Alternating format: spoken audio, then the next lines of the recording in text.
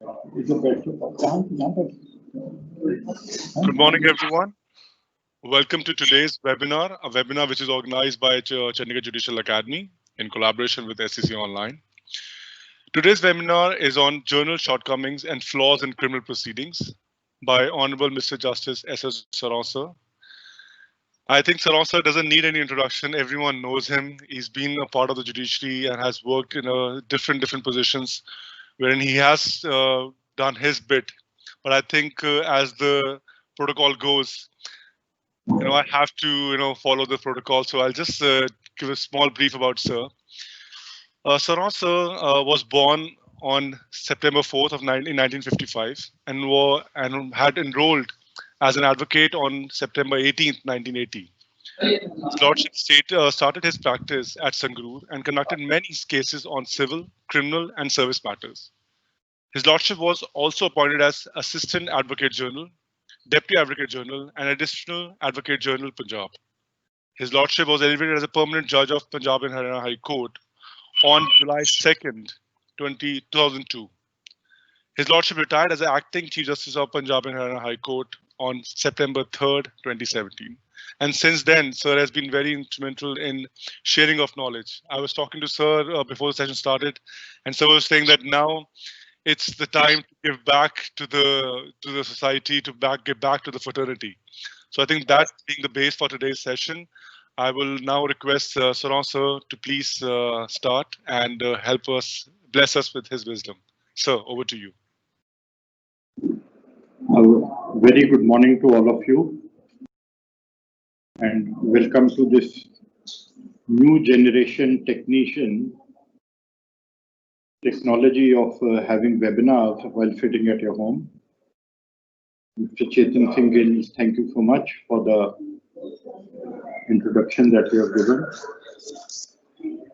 The difficulty is that one is not able to reach out to the participants as one is more used to in a physical and where you can get the pulse of the people of those. So, but I understand that all the participants are mostly of the rank of judicial magistrates and the superior judiciary of the additional district and session judges. The topic which one has chosen is general flaws and shortcomings in criminal proceedings. See, I wish to emphasize to each one of you that law, everyone will tell you what it is. The lawyers will tell you the law. They will cite the provision regarding law. But where an officer's ability and capability come out is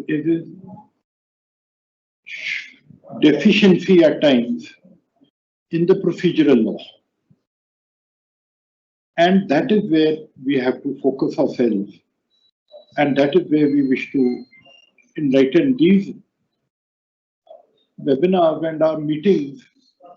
They are only as a matter of knowing our deficiencies, knowing our shortcomings, and to how to improve ourselves. So, times are changing and expectancy on the judiciary is now far more than what it was earlier. Gone are the days when the person, you could just say, all right, go inside for a certain time and we will see what is to be done later. Today, a person wants that he should be given the right of freedom. He's more conscious of his rights. The lawyers are more aggressive and the challenge has increased many-fold more than what it was several years ago. So now I will try and cover up both the sides. Now, when I am talking of the procedure before the magistrate, the superior judicial officers may think that it doesn't concern us, that we are at this thing. But let me assure you that it does concern you because it is the flaws and the mistakes that are committed by the lower judiciary that are to be corrected in exercise of provisional jurisdiction by the officers of the superior judiciary. So now what I have seen, I've come straight to the topic, what I have seen is where the mistakes occur primarily. See, everything starts, all the criminal law sets in motion with the lodging of a complaint and registration of a FIR under section 154 of the Code of Criminal Procedure sets in motion the criminal law and the criminal justice. The complaint at times is not registered and the person approaches the magistrate under 153 CRPC for registration of a FIR against the person, taking the stand that the police is not registering the FIR and it has resulted in prejudice. The magistrate starts with the process. He or she has two options. One is to order the registration of FIR. Second is to get a report from the police officer. And third is to start recording evidence. Now, in case the magistrate starts recording evidence, then he feels that no, it was unnecessary and I should have asked for a report. Earlier in Muhammad Shafiquddin's case, this was considered not to be practicable. This was considered that it may not, once you start criminal proceedings, you cannot do it.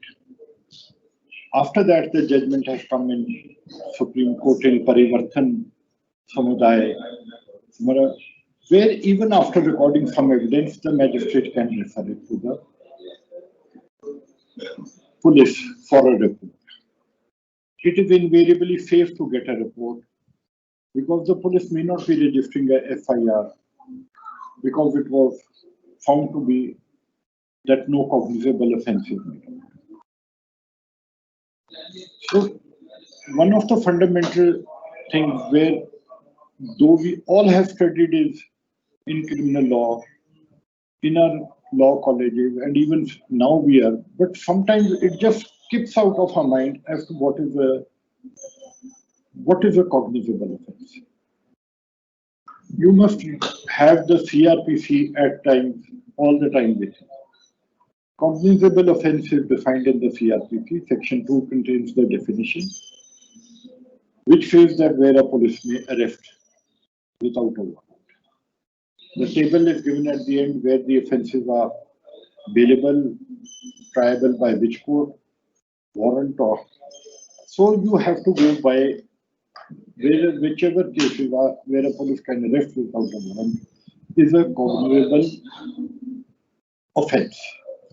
In cases of non-cognizable offence, police cannot register FIR or investigate except with the permission of the magistrate under section 155(2).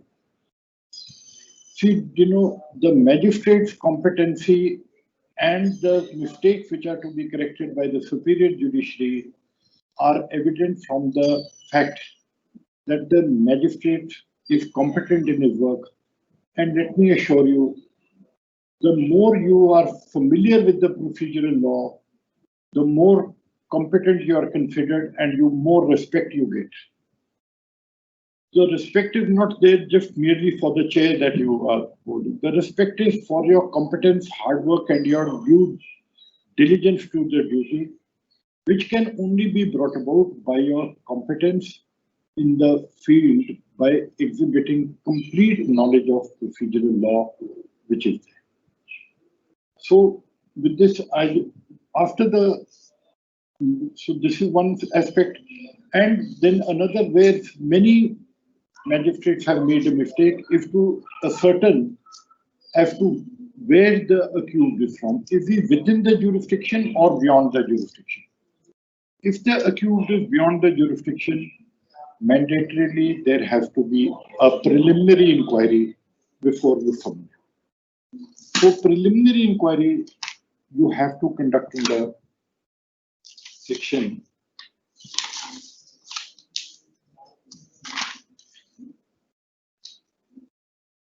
204 of the, no, 202 of the postponement of process. So it says, if he thinks and shall, in a case where the accused is residing at a place beyond the area in which he exercises his jurisdiction, postpone the issue of process against the. So this insertion at a place beyond the area in which he exercises jurisdiction has been introduced with effect from 23rd of June 2006. It's a recent amendment. Why this amendment has been brought into effect is because many of the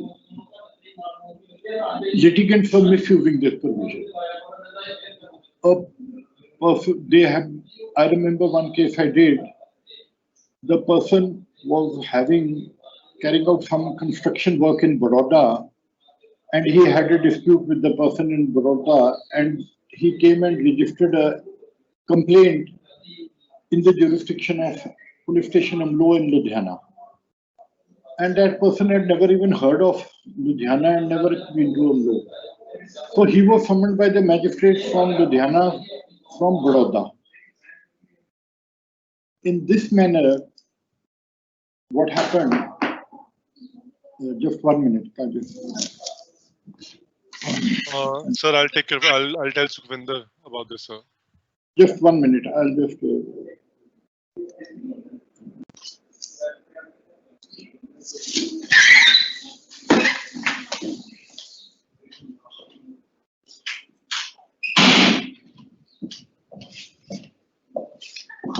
Sorry. So I was continuing that this person came from Baroda and he brought all the way to Ludhiana and he did not go. So there were many instances like this, due to which in the year 2006, that wherever a person is to be summoned beyond jurisdiction, some sort of a preliminary inquiry is got conducted. Many of the courts, many of the magistrates have overlooked this provision, which results in the orders being set aside at the higher form, which delays the proceedings, which does not subserve the cause of judicial process. So one flaw, the first and foremost, is that whenever a complaint is filed, you please look at the accused whether they are within the jurisdiction of the court, and in case they are beyond the jurisdiction of the court, they have to be, a preliminary inquiry is mandatory in terms of section 202 CR. The further procedure, next procedure, it's only a refreshing of what is always there and in your mind. But if we are able to refresh the procedure, we are able to, understand the basic difficulty and improve ourselves. It is when the person, after the registration of the FIR, he is branded as a crook, a thief, and chore, and whatnot, and his police is treating him in a shabby manner that you have done this, you have done this. The complainant is there at his head. The first suku that he gets after all this is when he appears before the magistrate. Now, at this time, he comes for a remand. Many a times, the magistrate just takes the paper and on the top of it scribbles it and remand. How many days? 2 days. This is 4 days remand. No, what do you want 4 days for? You take 2 days. 2 din ka kafi. And you pass it on with that, on the slip of paper. Now, here some exercise needs to be done and the papers need to be looked into. And I want to bring to your notice a very judgment which is very, very old of the Allahabad High Court. The Bir Bhadra Pratap Singh versus DM Azamgarh. It's a 1958 judgment and it is available on 1958 SCC online Allahabad 183 of a division bench of the Allahabad High Court. In this case, what the facts were, that the petitioner, Bir Bhadra Pratap Singh, was a lawyer in the courts at Azamgarh, and he was also a reporter for one newspaper with the name of Bharat.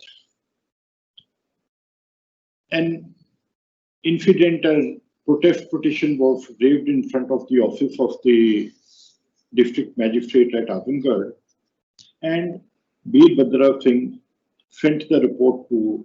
Before he could send the report, he was told, given the official version by the DM, and told that the report is to be in this manner and none other.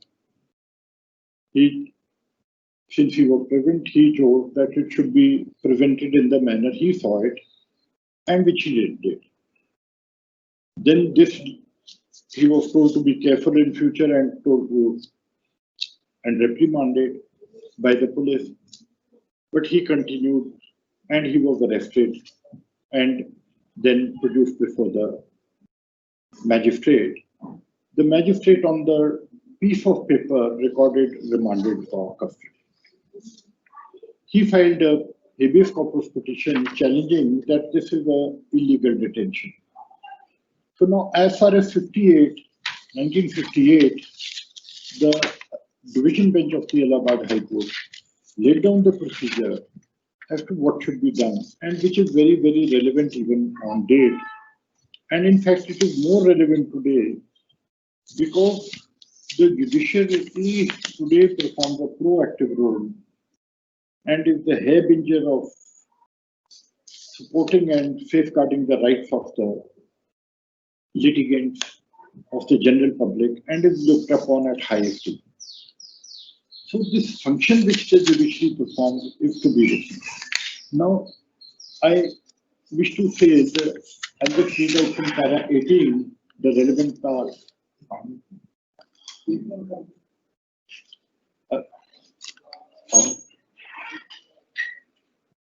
It says, before we come to scrutinize whether or not the production of the accused before the magistrate was in accordance with law, we should like to draw the attention to one fact which in our opinion deserves special attention. The learned magistrate in this case made the order of remand on a small sheet of paper. The order was produced before us by Mr. Uniyal, though it had not been attached to the return as it should have been. That order did not contain any specific direction of the magistrate in regard to the detention of the petitioner in jail, nor did the order clearly indicate the period for which the petitioner was to be detained. Then in Allahabad, they had forms in which have to be done. But what is of a sense is that there must be reasons recorded in the order at the time of remand. It magistrates should not get impressed by the salute that the police officer who comes to them. Those are all generally fake and fabricated and more in the nature of deceive the court than to produce the actual thing. So here then the court goes on to discuss Article 22, sub-article 2 of the Constitution, and also Section 51 of the old Code of Procedure, which is now equivalent to Section 57, which requires that the person shall not be detained beyond a period of 24 hours. Then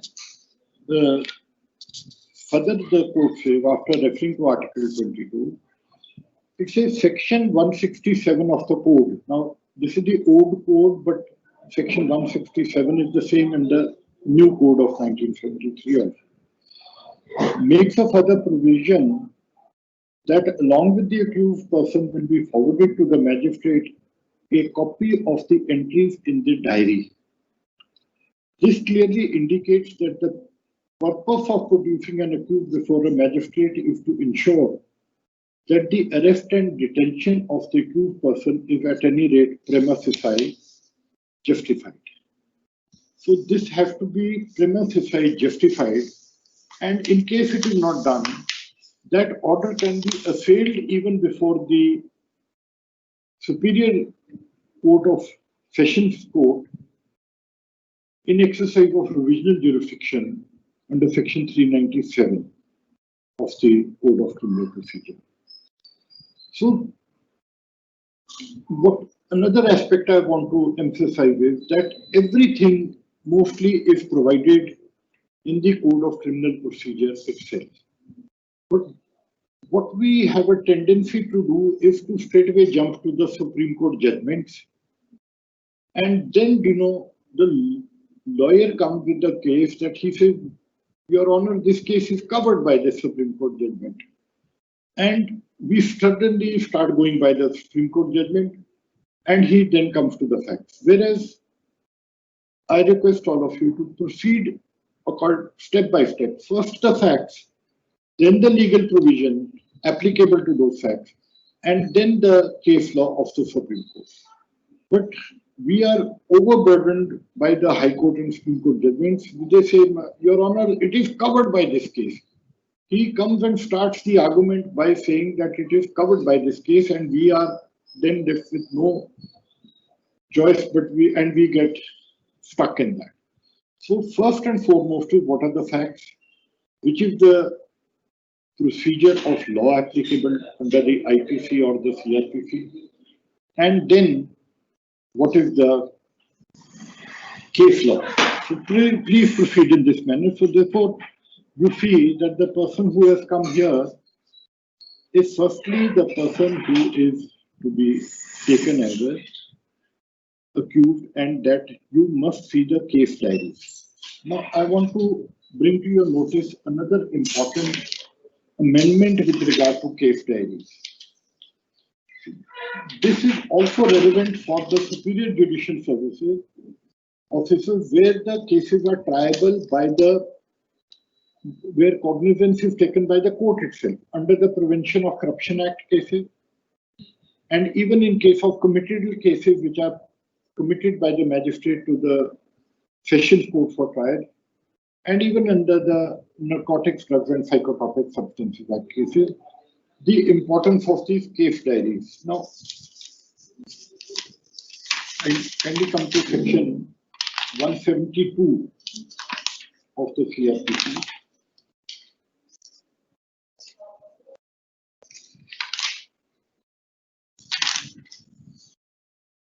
Diary of proceeding in investigation. Subsection 1A and 1B have been added. These have been added on 31/12/2009, and they have been added with a purpose. 1A says the statement of witnesses recorded during course of investigation under section 161 shall be inserted in the case diary. And 1B is the diary referred to in subsection 1 shall be a volume and duly paginated. Mostly the papers which are presented before the trial magistrates or the trial courts in the court of session, they are loose sheets without pagination and without. Then earlier the practice was, and now many magistrates and even trial courts have resumed, is of signing those case diaries. The purpose of recording the statements under 161 in the case diaries is that when these are presented before the magistrates during the remand of the accused, these are generally signed by the magistrates, and these should be signed by the magistrate so that the statement cannot be inserted later. See, that is the purpose of it, so that the investigation of the case, the magistrate does not interfere in the investigation. He is not expected to. But he is to be kept in the picture at all stages of the case so that the police are bound within the realm of the magistrate.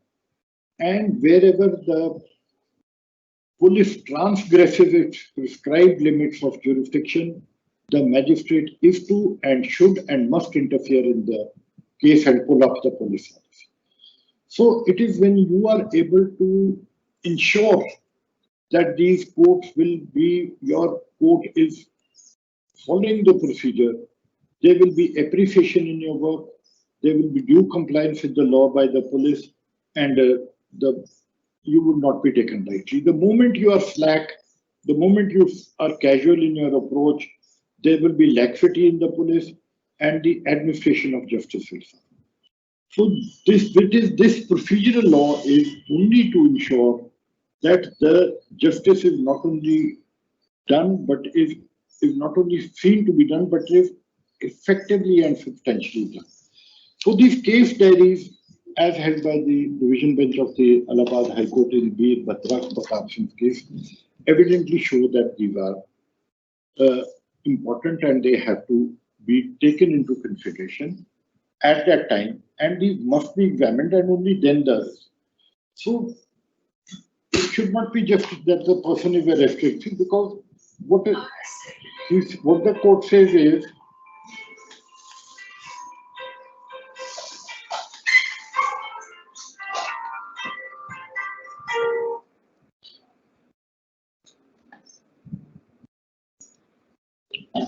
in this very judgment of the Allahabad High Court, what the court further says is, therefore, that obligation the law placed on the magistrate, it was for the magistrate to decide, though prima facie, on certain material placed before him, namely the material contained in the diary relating to the case, whether or not the detention in prison of an accused was necessary. In coming to his conclusion, the magistrate had, in our opinion, to exercise his mind, his judicial mind, and only when the magistrate could and did apply that mind, that it could be said that the order made by the magistrate for the detention in prison of a person was a valid one. We cannot contemplate that the intention of the legislature in making this provision was merely to provide for order, which, in the words of Lord Goddard, made them rubber stamp orders. So remand orders are not rubber stamp orders, where the police is used to said ki jabe iske remand le aao, and he takes it, goes to the court, gives a good salute, puts up the paper, and the magistrate writes 2 days, and that's the end of the matter. These require exercise of judicial mind. These require exercise of examination of case diary. What is the offence against the accused? Whether it is bailable or non-bailable, whether the police were cognizable or non-cognizable, and whether the offence is punishable with less than 7 years of imprisonment. The judgment in Arnesh Kumar versus State of Bihar is all very well known to you, that wherever in 498A, 406 cases, and in the cases of offences less than 7 years, it must be seen whether the provisions of the CRPC have been followed, and the police is required in the first instance to issue a notice under 41B of the CRPC. So these are also newly added section. The 41A, which has been added in the CRPC in 2010. You see,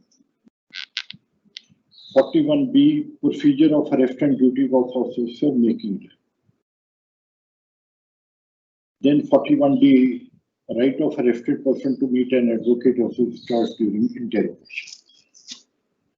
See, now these important provisions, see, earlier the criminal law was based on the need of the British ruler. They wanted a law by which they could control the subjects, the Indian subjects. Today we have the constitution which gives right to the accused, right to the complainant, and fairness of trial to all. So those rights must be ensured. And today it is, person doesn't, earlier it was considered that one illiterate amongst the illiterate, that we have to go to prison. This is the way we are to be treated. Today, the citizen is conscious. The educated one says, why am I being sent to the prison? Why am I being detained unnecessarily? And this is where the role of the courts come in relation to the judgment in Arnesh Kumar reiterating the requirements to be followed in 41A, 41B and 41D of the newly added CRPC with effect from 2010. Despite the amendments being carried out 10 years back, and despite the judgment in Arnesh Kumar versus State of Bihar being there, this is not being followed in letter and spirit because of our mindset in the applicability of this law. I request all of you to please go through the law, please comply with the requirements of law so that the procedural provisions are followed and you are considered one amongst the competent court for conduct. Now, moving further, because the time is too short, another aspect I wish to point out where the law has been coupled to deal slightly with the officers of the superior judiciary is that where a person has been discharged by the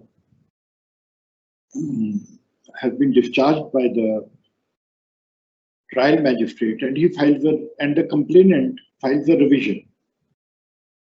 The procedure in a complaint case, everyone knows that it is to be tried either as a summons case or a warrant case or a summary trial.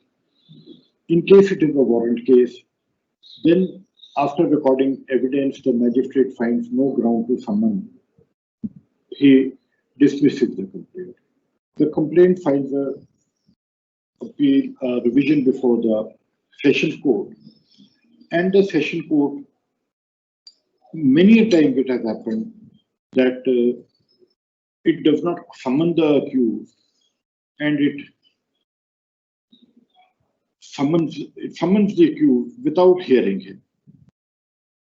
Now, even the reason that mostly is taken by many is that since he was not summoned as an accused at the initial stage, and there was no requirement, so there is no need to summon him, and there is no need to hear him. But here, and there are judgments to the contrary. One judgment initially said it can be done since he was not called. Then later on, the Supreme Court clarified that no, you have to hear him, he has the right. But see, again, I want to bring you to the bare provisions of the CRP itself so that you are not overwhelmed by the judgments that are cited. In section 401, which is the jurisdiction of the High Court to summon, and it is applicable to even session court. Section 399 talks of session judges' powers of revision.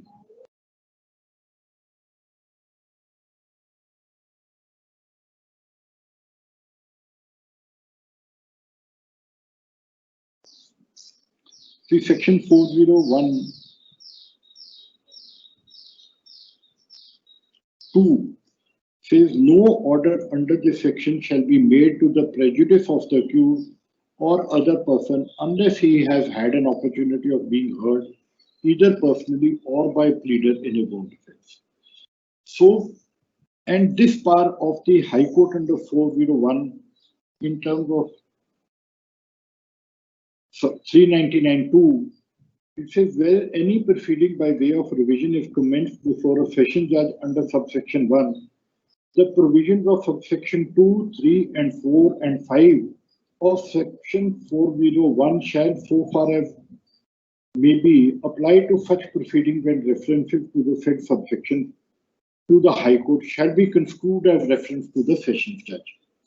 So 401(2), which is power of revision before the High Court, is applicable even in revisional jurisdiction under 399(2) of the Sessions Court. So what it comes out is that in case the person, an order is to be passed to his prejudice, then he is to be called before that order is passed. And in case the order of dismissal of the complaint is to be upheld by the session court, there is no need to summon. So the session court should not act merely in routine to issue notice to the respondent or the accused. In case prima facie it is found that there is merit in the contentions that are raised by the complainant revision petitioner, notice before an order, passing an order prejudicial to him, notice must be issued. Because what we do, earlier judgment was there is no need, next judgment comes, there is need. But the bare provisions of the Code of Criminal Procedure are so clear, and this is what my emphasis is, that we must go by the bare provisions of the Act. And the more you can learn on them, you will be able to understand that these are indeed applicable to court of session without the need of going into any authority or any judgment of any court of the high, be that of the High Court or the Supreme Court, because the substantive provisions of law are clear. So this is another aspect which I have noticed in many cases where the courts have at the session trial court, that even after the dismissal of a complaint by the trial magistrate, they have summoned the respondent accused without notice to him. He needs summoned him in the not for hearing of the revision, but summoned him for the offence which is attributed to him. This, in fact, would be highly improper. You can pass an order to his prejudice only after hearing it, in view of the provisions of Section 4012 CRPC, which are applicable to revisional jurisdiction of the Sessions Court under Section 399 CRPC. So these procedural aspects, though we are all very well aware of, but we tend to get a casual approach because of the pressure of work, because of the heavy board, because of the other commitments, because of waiting of other litigants, because of the. So what should be generally emphasized is that the case diaries are presented, duly paginated, and in clear legible form which can be read and understood, so that there is no, these days typewriters are available. These must be signed. These must contain the statements for witnesses that have been recorded till the date of servicing. And these must be gone through to ascertain whether there is indeed a case, and they should not be mere rubber stamp orders on those cases.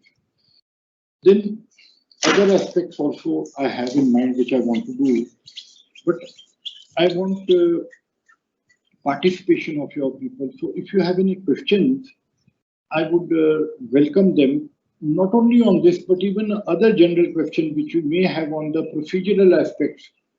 On see, bail is one of the aspects which I wish to emphasize on. Many people have been generally getting stuck on these bail matters. The Sessions Court people are feeling that they generally don't pass, and we have to ultimately go to the High Court. These bail provisions, I wish to just give you the citation which has come out very, very recently.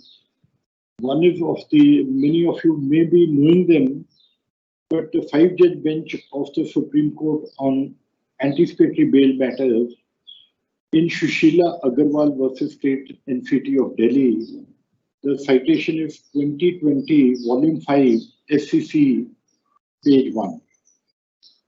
In this case, the landmark decision of the Supreme Court in Gurbakh Singh Sibiya's case, 1980 Supreme Court, has been reiterated and clarified. In between what had happened, certain judgments of the Supreme Court came, which somewhat tried to alter the legal position. That was that anticipatory bail cannot be for all times, and it has to be limited duration. Two further judgments in Adri Tarandas, Nirmaljeet Kaur, Sunita Devi versus State of Bihar.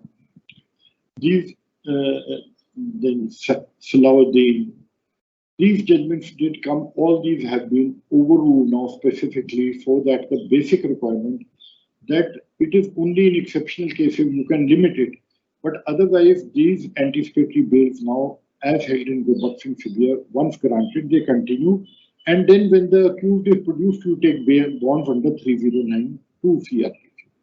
So this one judgment I wish all of you to go through. And another judgment which I want is that of Parvez Nuruddin Lokhandwal versus State of Maharashtra. This is 2020 SEC online Supreme Court page 807. This case, especially nowadays, many people in this part of the country, this is the case of Bombay, but in this part of the country, many people want to go abroad even though they are facing criminal charges. They have to go abroad to get revalidation of their green cards and,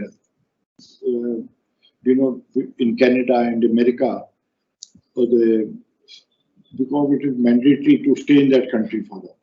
They cannot go because of the criminal case filed by their relative.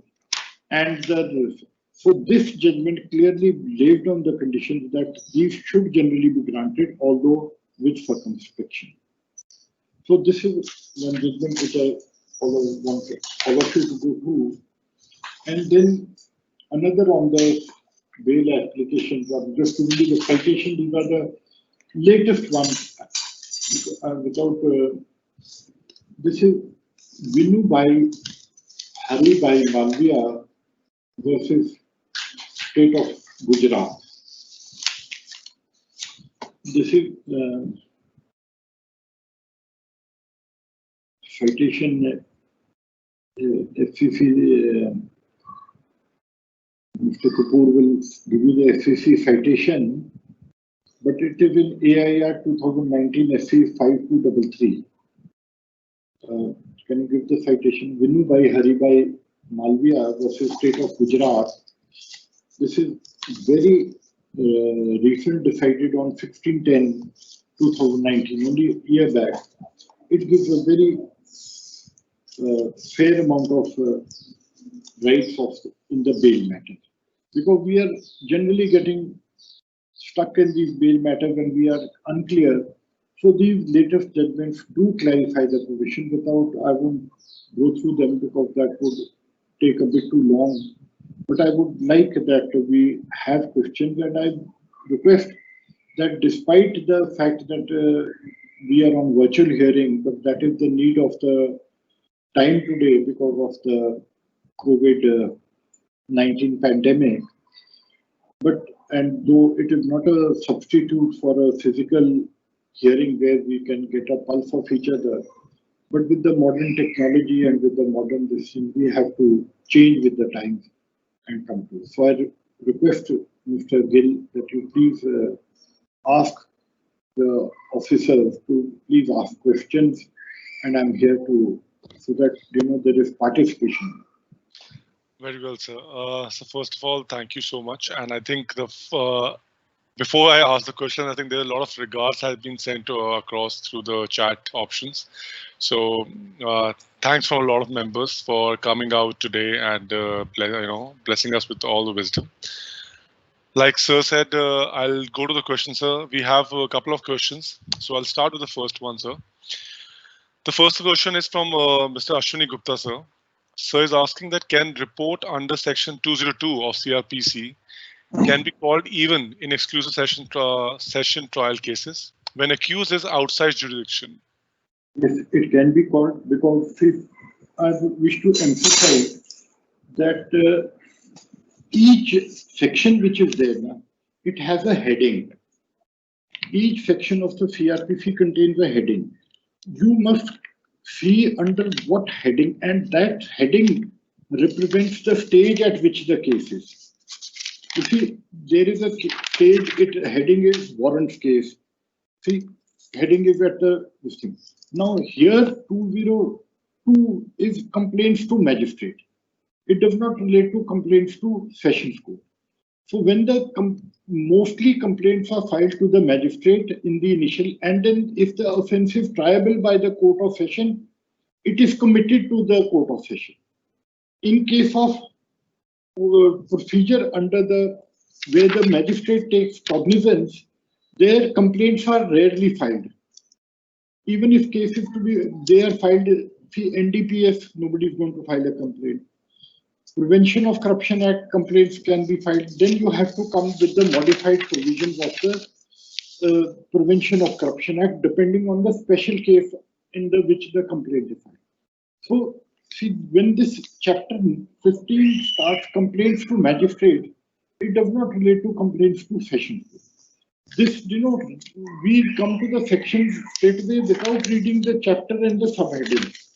Another common defect which I have noticed is in the application of section 245.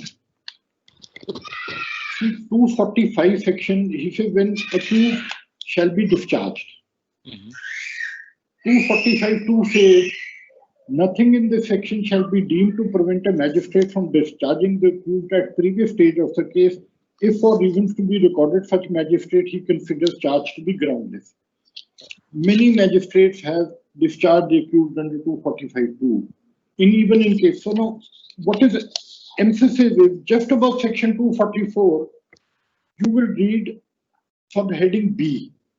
It says cases instituted otherwise than on police report. So 244 and 245 is applicable in cases otherwise than on police report. It is not applicable in cases on police report. And you will see of chapter 19 when it says trial of a warrant case by a magistrate. And then subheading A says cases instituted on a police report. So 238 to 243 related cases on a police report. And 244 and 245 related cases instituted otherwise than on a police report. So, Mr. Ashley, please see the heading of the chapter and not apply the provision as they are. You will find similar procedures in warrant cases, summon cases, and even sessions. See, each chapter begins with the heading complaints to magistrate on a police report other than police report. Please read the heading of the chapter and you will get your answer to this very, very clearly that where it is to be applied. And if it is in a case where the sessions court takes direct cognizance, then see the modified provisions to what extent the CRPC is applicable. And section 5 of the CRPC, nobody looks at section 5. So in much in the and they go to the later section. See, section 5 CRPC says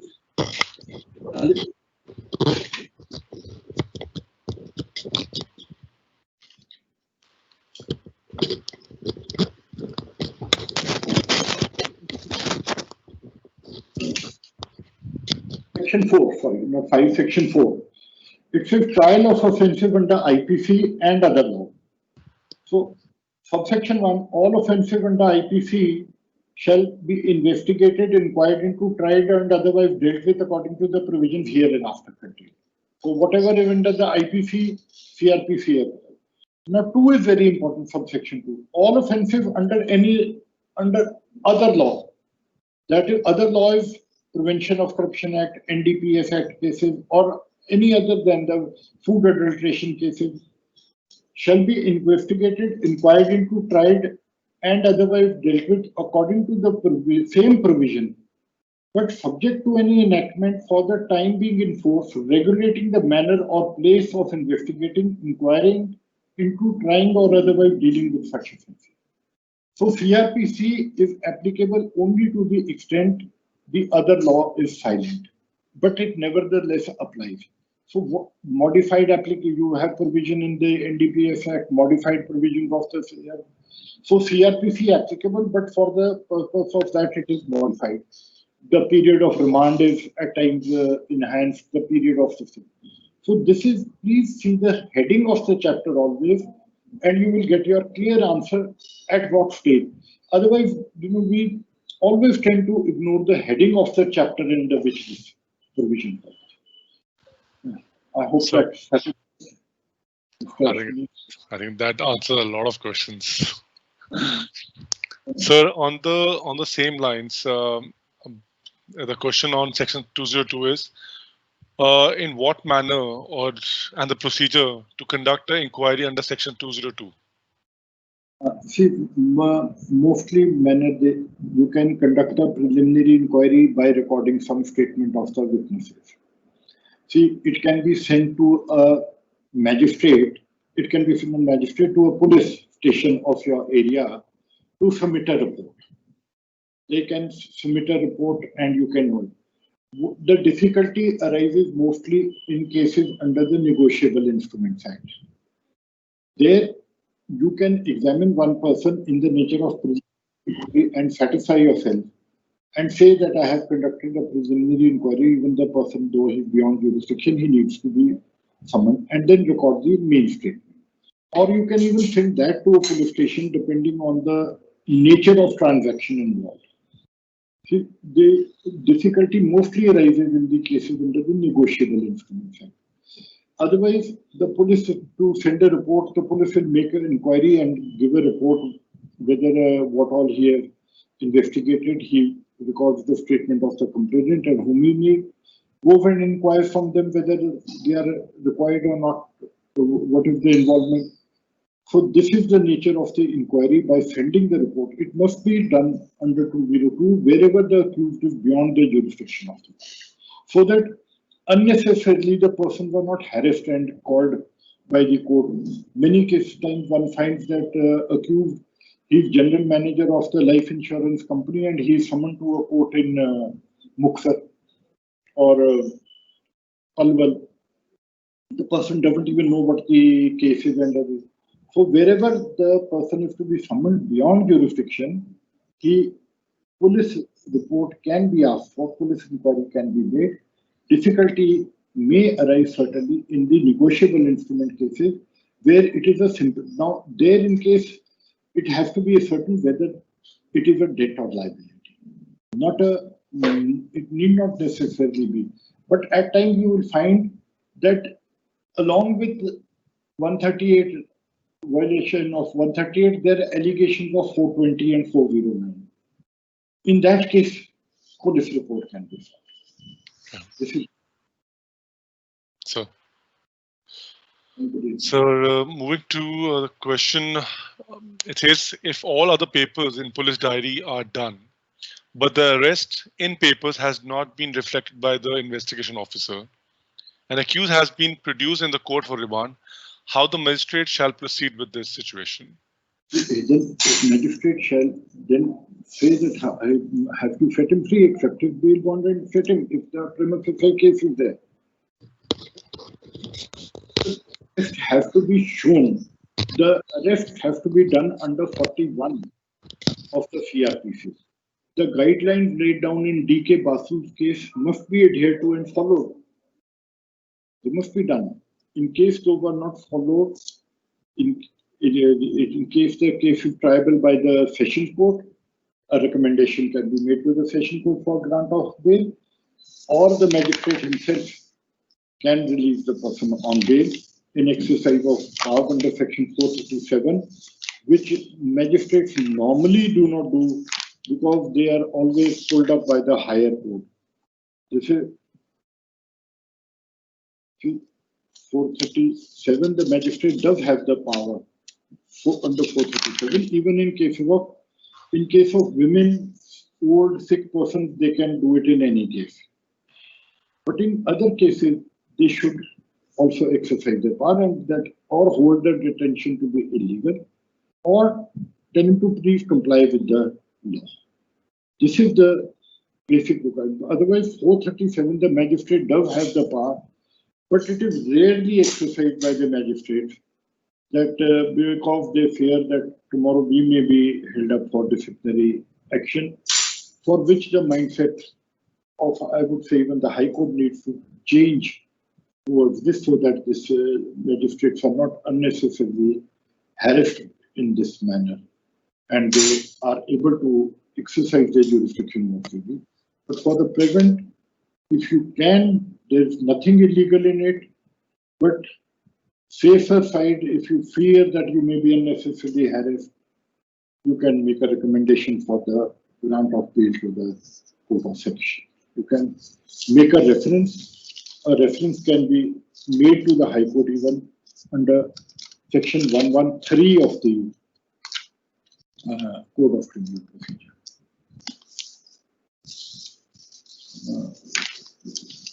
No, not 113.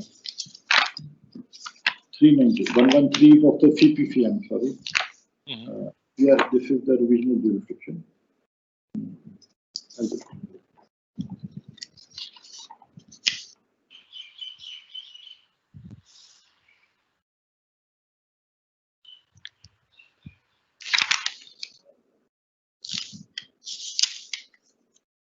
395. 395 reference to the High Court. That can be done under 395. That this is what you can and should do it. If you are otherwise 437, you read it carefully, you will find that these are the same. And then the CRPC gives complete answer to everything, but we don't read it because we are so enamored by judgments of the High Court and Supreme Court that we forget the basics and we go to the. If you read 437 clearly, I can give you an instance where during of the inspection, the magistrate had granted bail in a case which was triable by the Court of Session. 307 and 325 were there. The magistrate thought that only 325 was there, and the bail was granted by the magistrate. When the accused came to file demand, the magistrate, the bail bond, the magistrate realized that it should not have been granted. So the magistrate got confused and did not know what to do. And the bail bonds were not accepted because now on the one hand, the magistrate had passed an order of bail. On the other hand, the magistrate was not accepting the bail. Yeah. Mm-hmm. And the magistrate, then that person went to the session court. The session judge, unfortunately, instead of correcting the order and helping the magistrate, confounded it more by saying that the magistrate can accept the bail bond for 325 but not under 307, which led to further predicament of the magistrate. And then the matter came to the High Court. My High Court said bail is granted in all cases and the magistrate shall. So that put an end.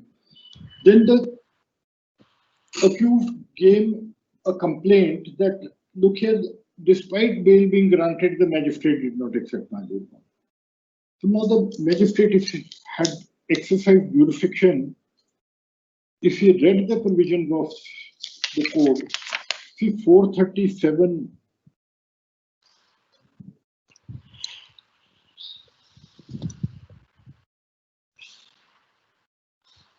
437(5).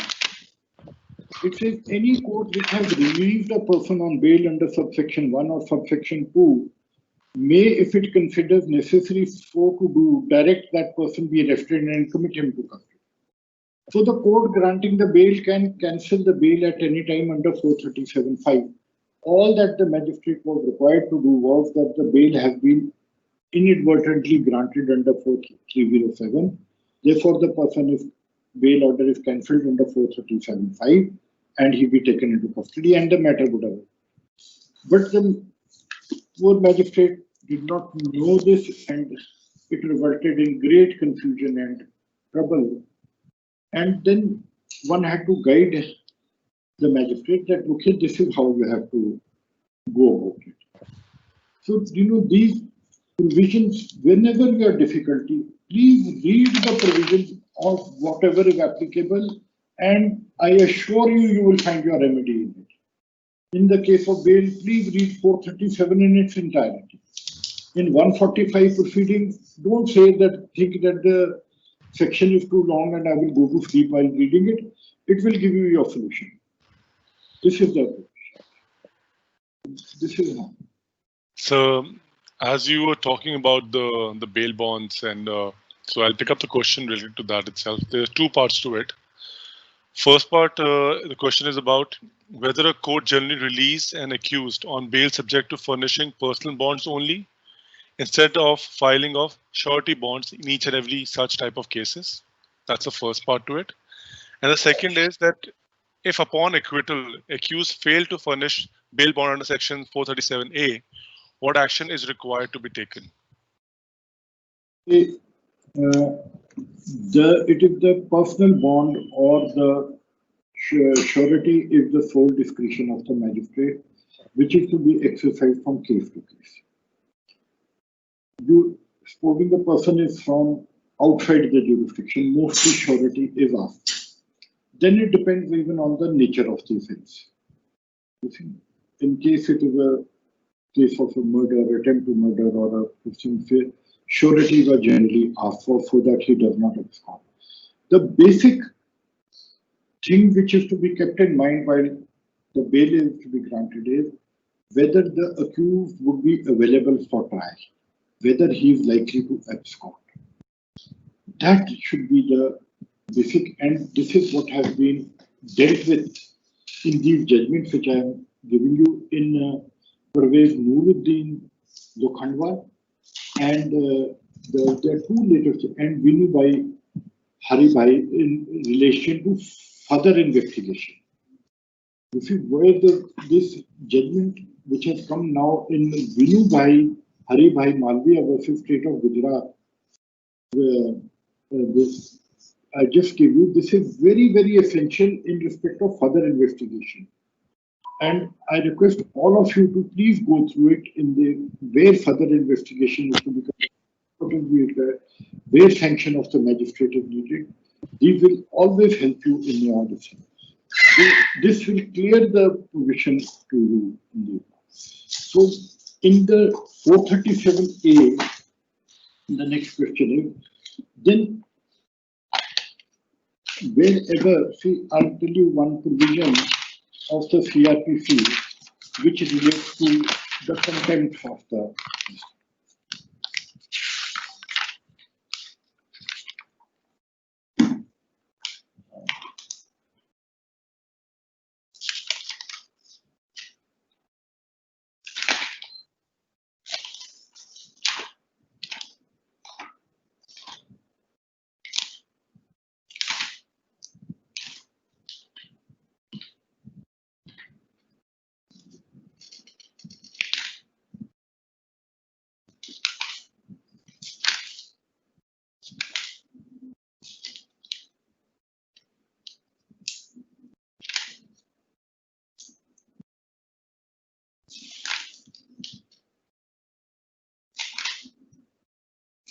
See, IPC Chapter 10.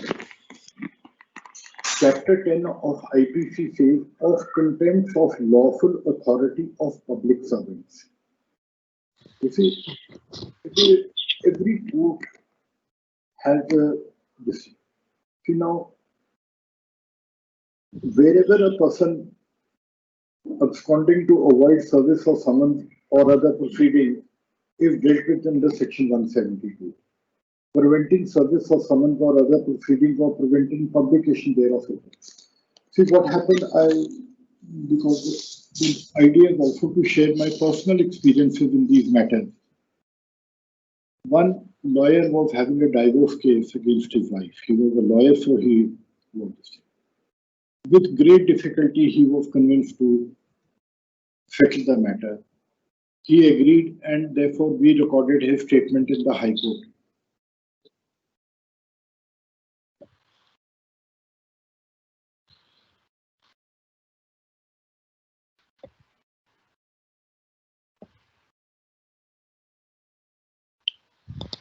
Saran sir, I think we can't hear you, sir. There's something went wrong, sir. We can see you, but we can't hear you.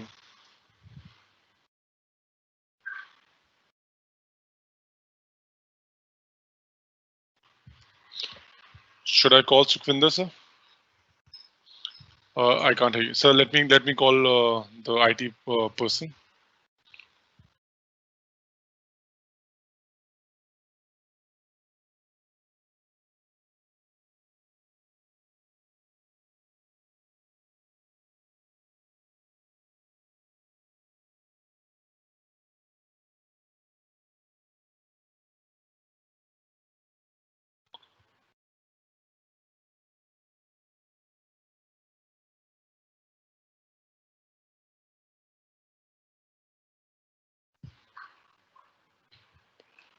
Sir, ਤੁਹਾਨੂੰ ਮੇਰੀ ਆਵਾਜ਼ ਆ ਰਹੀ ਹੈ ਉੱਥੇ?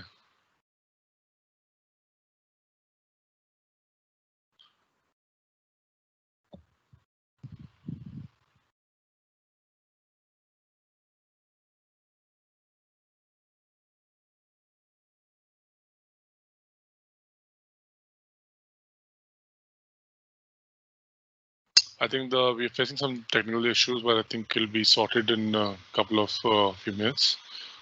So Can you hear me? now we can hear you, sir. I was narrating the incident with the person lawyer who had come and appeared, and he was made to sign a statement, and he said, I just don't want to sign your statement, and you do whatever you like. This can happen in your court also. All the officers who are saying, he gives a statement, he says, Judge Sahab, aapne jo karna kar lo, maine nahi. Now, High Court, you have the power of contempt and you can issue contempt. The magistrates and the Sessions Court have to refer to it. But this chapter 10 of the IPC, see, it says, section 180 says, refusing to sign a statement. If a person refuses to sign a statement, you file a complaint against him. So wherever this kind of difficulty arises that a person does not fail to summon the give bail bonds, then the procedure is chapter 10. The answer is chapter 10 of the IPC, not the CRPC, the Indian Penal Code, which gives power of contempt of lawful authority of public service. It was preventing service of summons, non-attendance of obedience to a permit, non-appearance in response to proclamation, omission to produce documents. Everything is covered in this chapter 10 of the IPC. That's why I want to again emphasize that whenever you see read any enactment, it should not be the substantive section, but it must be the chapter under which it falls. Attention must also be taken to the chapter, whether it is Evidence Act, whether it is the CPC Civil Procedure Code, whether it is the Criminal Procedure Code, whether it is the IPC. Please see the heading of the chapter under which the offence falls so that you can able to understand the difficulty. So moving to the next question. When an accused is arrested under special law like SC/ST Act or POCSO Act or Prevention of Corruption Act, then the first remand is to be dealt by Ilaka magistrate or the special court itself? No, the accused is, in case the case is to be committed to the Court of Session, it will be before the Ilaka magistrate. If it's a complaint case, see, if it's a complaint case, it will be the question. See, please try and understand that in the cases under the Prevention of Corruption Act and the NDPS Act, the person is produced, the case is committed to the court of, the challan is filed directly. It is not committed. But insofar as arrest, detention, and continued, that is to be dealt with by the magistrates. That is why I said that in case you find any lapse, please recommend to the higher court for the taking of due consideration, or make a reference under 395 CRPC to the High Court. Don't take it in a light manner. But when the accused is produced for the purposes of remand, it has to be done by the magistrate. Because that is the pre-trial, because the remand proceedings are not held before the Session Court. Although there is no committal proceedings in those cases. This is the. So we have a lot of questions. I'll quickly go to the next one. What should be done in session trialable cases when accused is on a bail and challan still not filed and the police move the application for his discharge on the grounds that no involvement of accused has been found in investigation and cancellation report is filed later on? No, see, in case he is not to be challan, then see, mostly what the police is doing, they are following the procedure in 167(2) CRPC, 174 CRPC.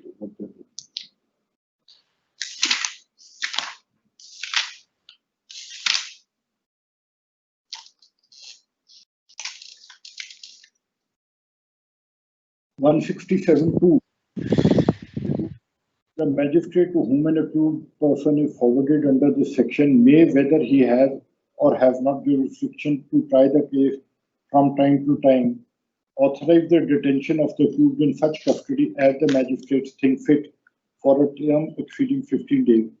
So 167(2) also is applicable to the previous question which was asked, whether he has the jurisdiction or not. So once he's brought there, then the magistrate is exercises jurisdiction under 167. And under this question, then the second question, where he does not have an accused,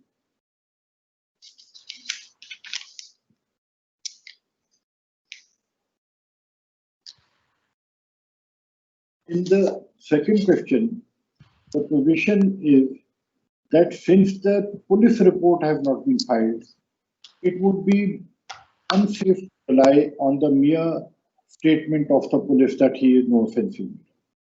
Because the court can take cognizance even at that stage.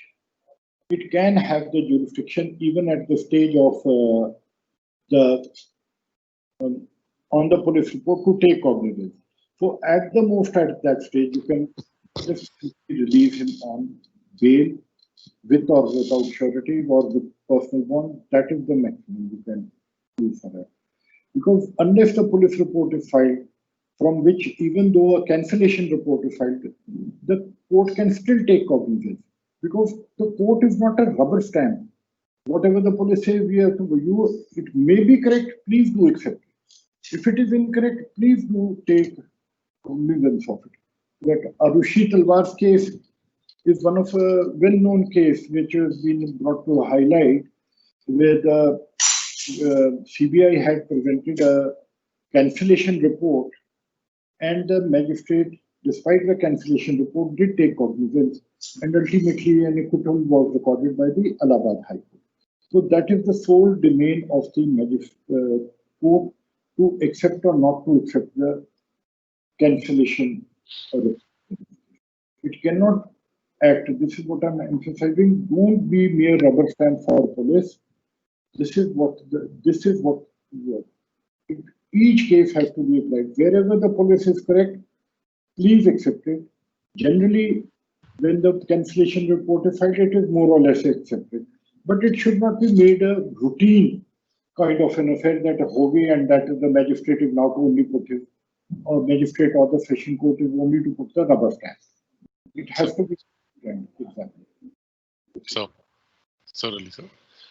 So next question, whether a special court, while dealing with a complaint under Prevention of Corruption Act, can exercise power under section 156 subpart 3 of CRPC, even if there is no sanction from the competent authority against the public servant arrayed as an accused. See, I want to clarify that you can take cognizance of the offense. See, I must inform you, sanction for investigation is not necessary. There has been now an amendment in the IPC where the before investigation police have to take sanction under section 17A of the PCI. The Prevention of Corruption Act case. Now there's a recent amendment ask for that. Thank you.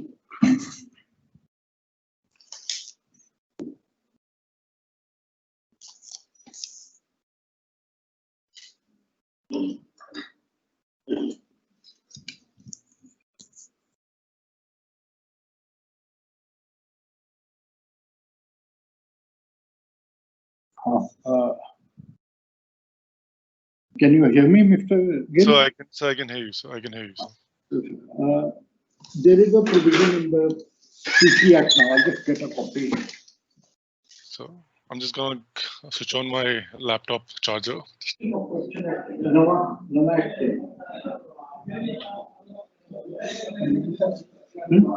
Prevention of Corruption Act. No. I'll just read out. See, there is an amendment where sanction for investigation is also required now.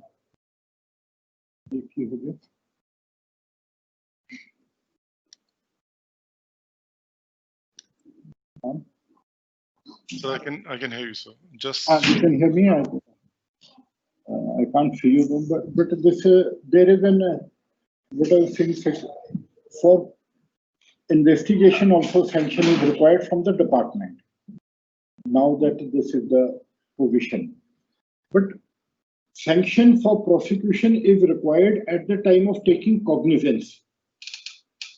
And another thing which has to be kept in mind is that cognizance is taken when the court applies its mind. That is normally when the charge is framed. Because earlier, in this respect, I want all of you to note down this judgment on taking cognizance. AIR 1959 Supreme Court, pages 1118. When the court takes cognizance, it is normally when the court applies its mind to the case. So even if you summon a person, that does not mean that you've taken cognizance. That is a stage, right? It is normally when the charge is framed, when you hear both the sides of it. So this sanction is needed for taking cognizance for prosecution. But now, in view of the amendment which have been brought into effect by the amending act,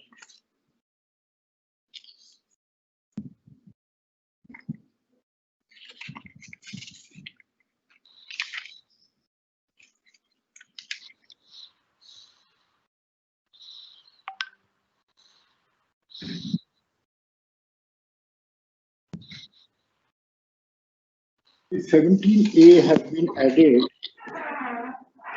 with effect from 26/7/2018 to the. It says inquiry or investigation of offences relatable to recommendation made or decision taken by public servants in discharge of official functions or duty. No police officer shall conduct an inquiry or investigation into any offences alleged to have been committed by a public servant under this Act, where the alleged offence is relatable to any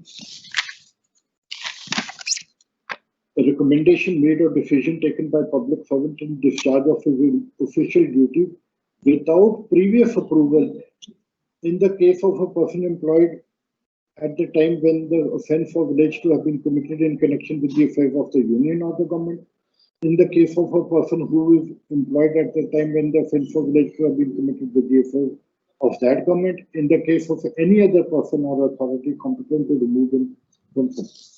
So you have to take sanction for investigation also now, in view of the newly amended Section 17A that have been inserted to the Prevention of Corruption Act with effect from 6/7/2018.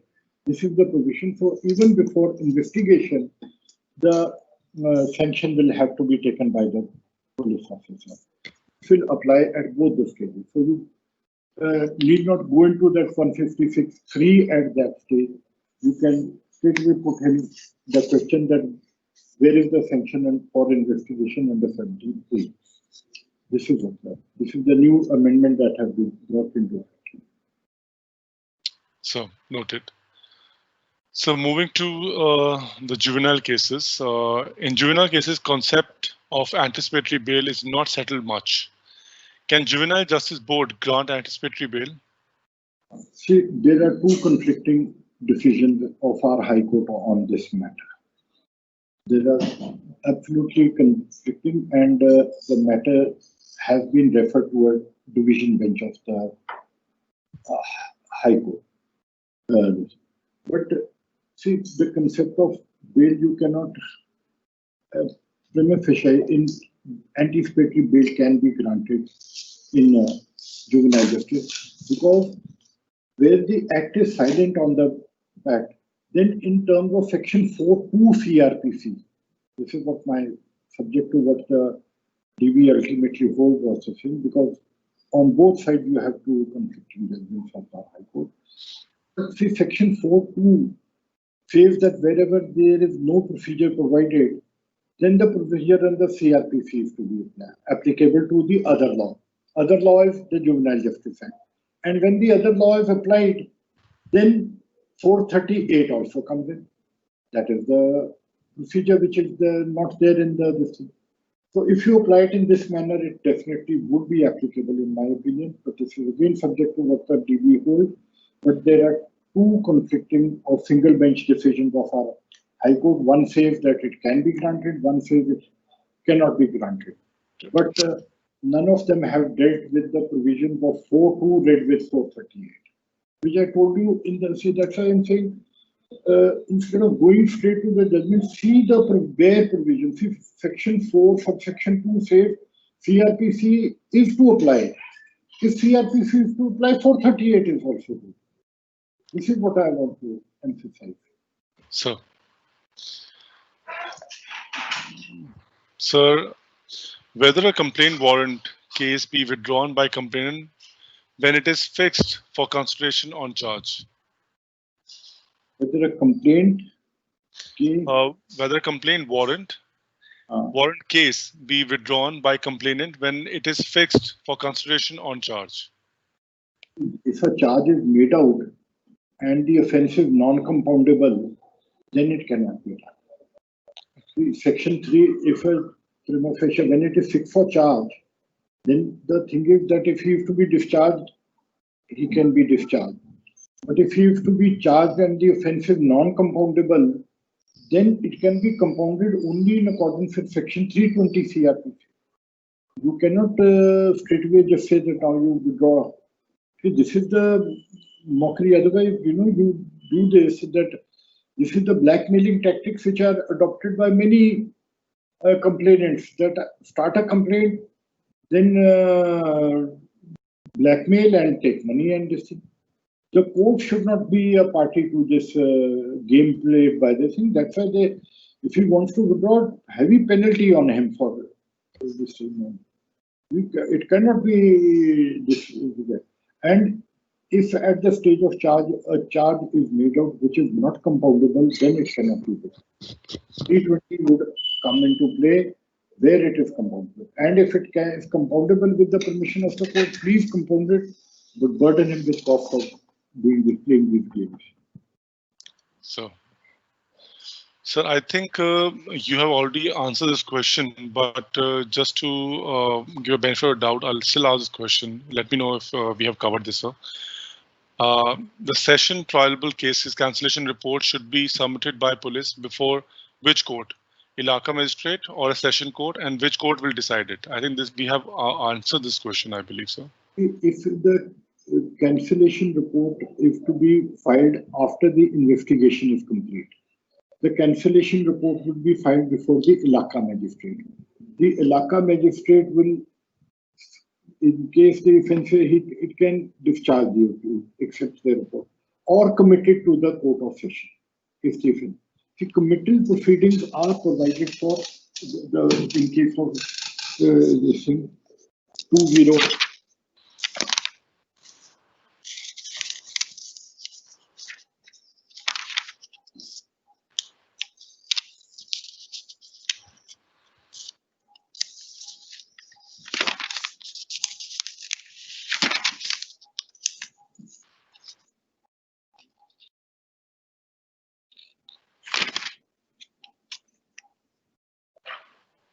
2-0 commitment to the court of session when offensive tribal exclusively.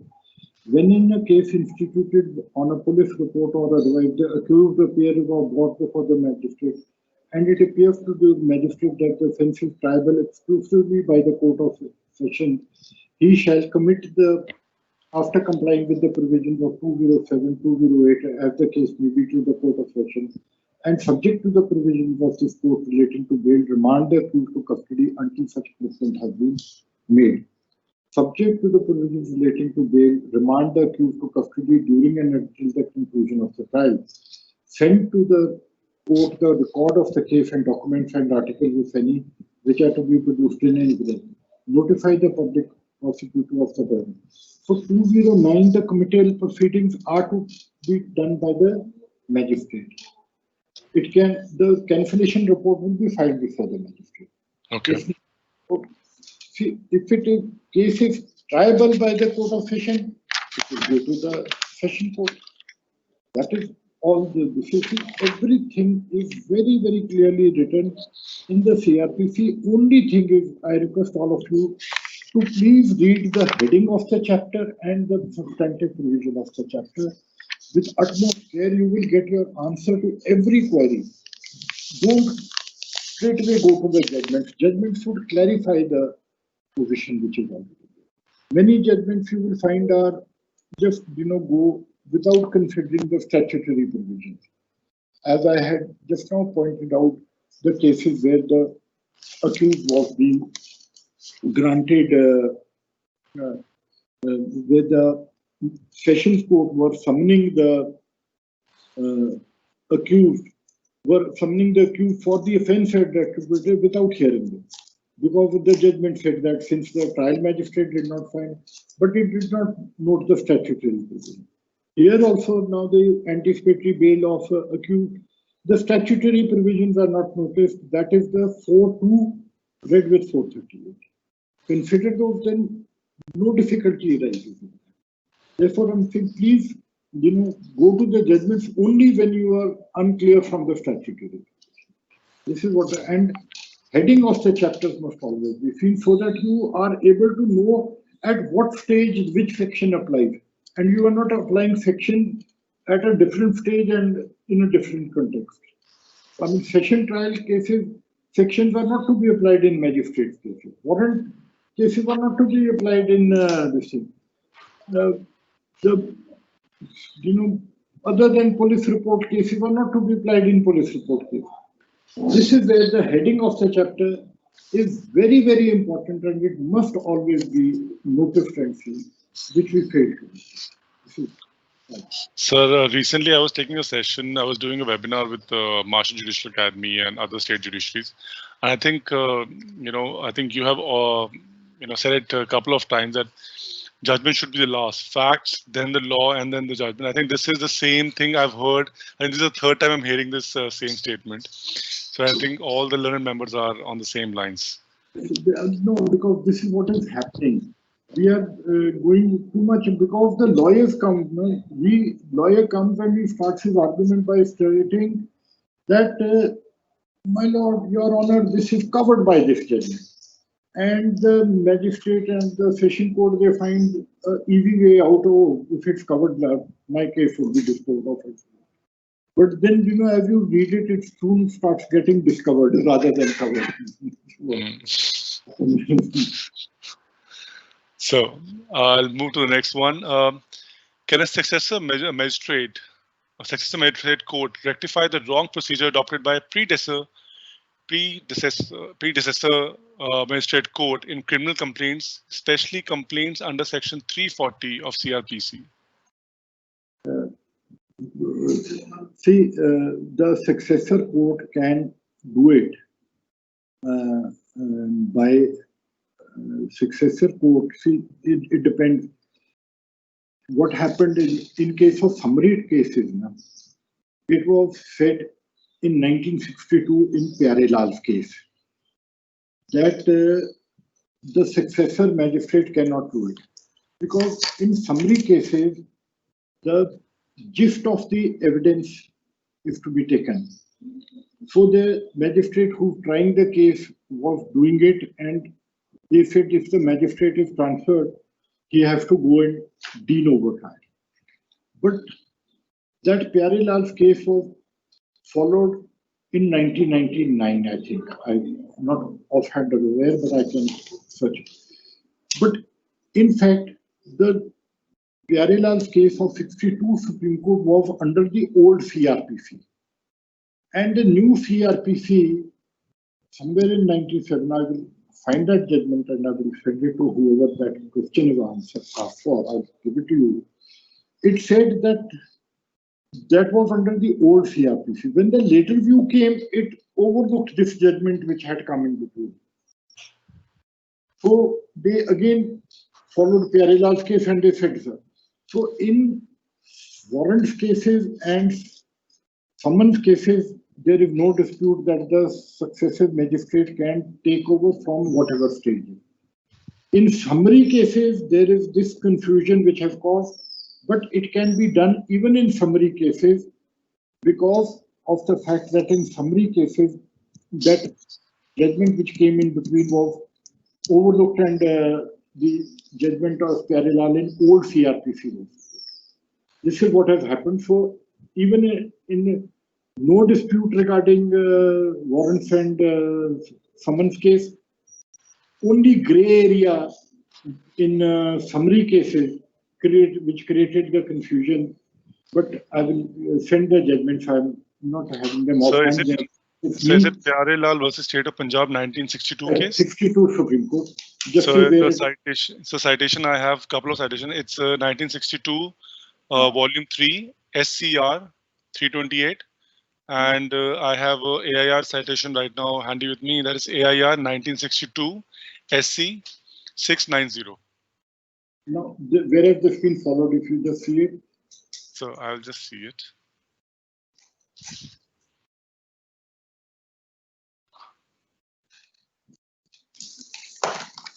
So you're looking at what all cases it was followed? Are we looking at it, which all cases? So I'll just check. So it's a 1961 judgment.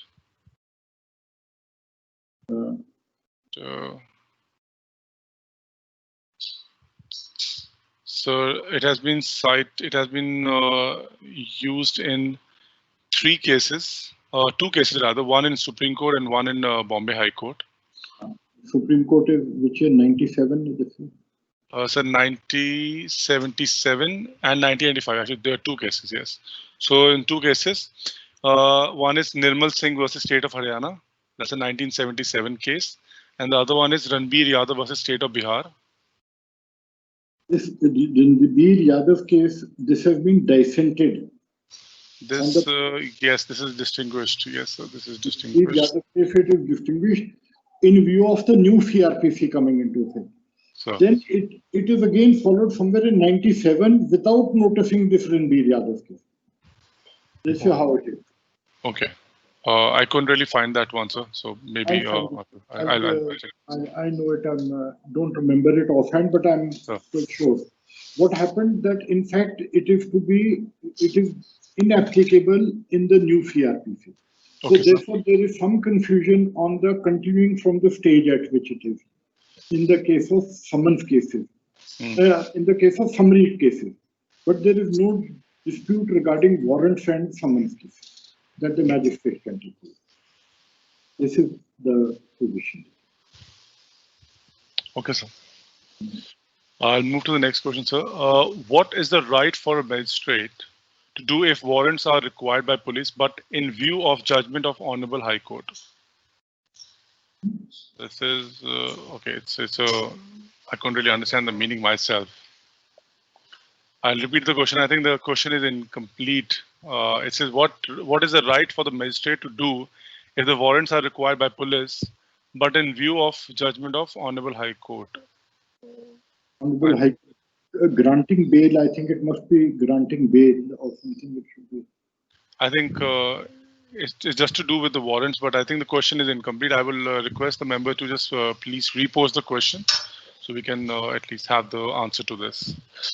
So in the meantime, I'll move to the next one. Whether anticipatory bail is in juvenile cases is maintainable. And that I've just That we have actually I've just said so now that there are two sets of two domain. different judgments. Yes. Single bench days are different, and the matter has been referred to a DB by Yes. Justice Anil Kshetrapal, and it should be get clarity. But in my view, if you read section 4(2) Red Wave 438, then it would be maintainable, even if, because whatever is not provided for in the other law, the CRPC is. This is what happened. So, and moving to the next one. In cases where an interim bail is granted by Honorable High Court and sent to magistrate, what procedure if surety has already stood surety in some other case and not mentioned in the affidavit?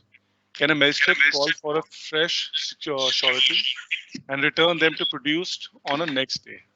No, that can be done, very much done, but there is no bar for a surety to continue as such. He can be surety in more than one case. That is not a, there's no such, unless that surety is of disrespectful character or not, or is otherwise wanting, but there can be no bar as such to the surety. Sir, member is asking for that what kind of factors can be considered to exercise the discretion while granting bail? What kind of factors can be considered? See, factors, one is the nature and gravity of the offense. Second, his availability for the trial, the likelihood of his absconding, and this thing. I have written a full bench, the High Court in Deep Singh alias Deepa, in which I have mentioned various kind of factors which can be taken into account. It's a full bench of our High Court, Deep Singh alias Deepa versus State of Punjab, where two judgments of the High Court were considered. One is in the case of Daler Singh, and the other is in the case of Dharampal. The judgment in Dharampal says is that whenever a person who has been convicted for an offence under 302 and is sentenced to life imprisonment, he has undergone imprisonment of 5 years, out of which 3 years should be after conviction, then he should get bail because his appeal is not being filed. Similar is the provision in Daler Singh's case in respect of offences under the NDPS Act. While giving those cases, various parameters I have discussed which can be considered for the grant of bail. That judgment is Deep Singh alias Deepa versus State of Punjab. Full bench judgment, which is also present. You can go through, but the latest judgments which I am giving you of the Supreme Court, these give out further factors, which one is this Sushila Agarwal versus State and City of Delhi 2020 Volume 5 SCC 1 and the 2020 SEC Online SC 8071. Parvez Noordin Lokhandwala. These are later judgments which are, very, very how to deal with these matters. Very enlightening, and they give a very broad picture on these aspects of the case. So I've also copied the citation in the chat. So members who want the citation of these judgments, two judgments that you mentioned, can also make a note of it. I've also mentioned. Parvez Noordin Lokhandwal, the citation 2020 SCC Online SC 807. Yes, sir. I've already mentioned. SC Online SC 807. Yes, and sir. Sushila Agarwal is 2020 Volume 5 SCC page 1. Page 1. So already mentioned, sir. Already mentioned in the charts. So this brings us to the last question of the session. Sir, if upon bail granted by Honorable High Court, the order mentions very clearly that undertaking needs to be taken. However, the advocate refuses to give them, then how a court should proceed further? If undertaking needs to be given for what? For the grant of bail. That has not been written. That's not been clarified over here. It's for bail. Bail granted. Upon for bail granted by Honorable High Court. Undertaking to the effect that while on bail he would maintain peace and good behavior. What is the nature of undertaking that has been asked for? Okay. I think, sir, if you want, I can repeat a question that makes sense. So it says upon bail granted. So bail has already been granted by the Honorable High Court. And while the bail was granted, the order mentions that undertaking has to be taken. In that, when the undertaking needs to be taken, the advocate refuses to give them, and then how should we proceed? This is the question. What is the undertaking that is required? I will then ask the member to, if your member can put a clarifying question, answer the question. If of doubt, the reference can be made to the High Court. Again, under 395 CRPC, nothing to this thing. Reference can be 395. See, I'm telling you, those very provisions which are rarely used by the courts. Like I told you, of the power of contempt. You know, everyone thinks that anything happens, we have to refer the case to the High Court for contempt. Whereas the court itself has various powers under Chapter 10 of the IPC. Of the contempt of lawful authority, where this is where the power lies with the court itself, without reference to these you could able to do it at your own level rather than refer that to the High Court. So this question, we have now two more questions at the end. This question has been asked in some previous webinars as well. It's about narcotic drugs. So a person was apprehended with the possession of 15 types of narcotic drugs, having quantity which was on the borderline of non-commercial quantity, that is 1,000 grams. Now, will this quantity be considered as non-commercial or commercial? Normally, in these cases, benefit of doubt should be given for non-commercial, because the law leans in favor of the accused. But I'm not aware of any judgment in this regard. But now the latest judgment which has come of 3 judges regarding the basis of going on the quantity of the judgment or quantity of the material. E. Michael Raj was there earlier, which said that you have to see the gravity or the substance irrespective of the quantity. Okay. So now they said they have relied on the notification that the 3 judges bench has come very recently, which says that it has to be on the basis of the type of drug, or the quantity of the material that is recovered. Okay. And in a division bench judgment, which I had said in that case of Inderjeet Singh alias Laddi versus State of Punjab, 1998 RCR, it is reported in that also I had said the same thing, that it was based on the notification. The Supreme Court, it was expected, would go on a different thing, and it would not be confined to a notification because it is in the nature of a legislative act. But the Supreme Court has now clarified and overruled the decision in E. Michael Raj. These are 3 judges' latest judgment. So, right now I have one more question, and I'm waiting for the clarification of the question bail granted by Honorable High Court. But before that, one more question, that is, can prohibition be granted where minimum sentence is prescribed, especially in context to offences under Excise Act, when recovery is less than, that is, 25 bottles? It can be granted in cases of Excise Act.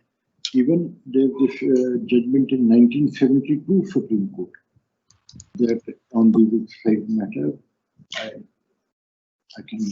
don't know it offhand, but it is the 1972 probation. Just check on that. It's again a case of State of Punjab only. So, I think, sir, I haven't got the response to the other question. So I think that brings us to the end of this webinar. I think that other question was in relation to the fact, an undertaking being given. That is what it was. Yes, sir. It was talking about undertaking being taken by and the advocate refused to give the undertaking. But undertaking in what context? I'm not.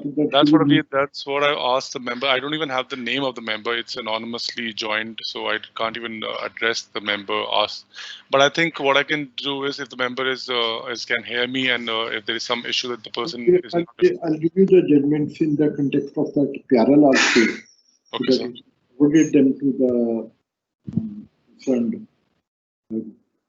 questionnaire, because it's only in those cases. I'll just tell you the judgments where this has happened. Otherwise, you can join at any stage, even in those cases of summary cases. That is. Sir, certainly, sir. So I think this brings us to the end of the session. It's been, it doesn't look like, but it's been 2 hours that you've been here with us, and I think I think even for the members, it's a non-working day, and members have taken out time. I think because if the members are not here, the session is of no use. But I think just to put it on record, sir, they were approximately 300. But I wish one could see the members also. Yes, sir. Yes, sir. This is the reason. I think we've been talking to Chandigarh Judicial Academy for the same lines, that there's a constraint that if the members are going beyond 300, then we cannot do face-to-face interaction. But if the members are less than 300, then we can do face-to-face interaction, because it's a system. Have different sessions, for in a group of say 50-50 or so would be ideal. 50-25, and then you can have a better interaction in that manner, and there's no difficulty. Sir, I've been in talks with Balram sir, and Balram sir was also thinking on the same line. So I think we're figuring it out, a method that we can break it into smaller capsules so that members can see it. So I, being a trainer myself, I totally understand when you say that, you can't get the pulse of the members, and it's always good to see how the members are reacting and listen to them, have an interactive session. It's noted, sir. It is noted, and I think we'll come up with something better. If not this webinar.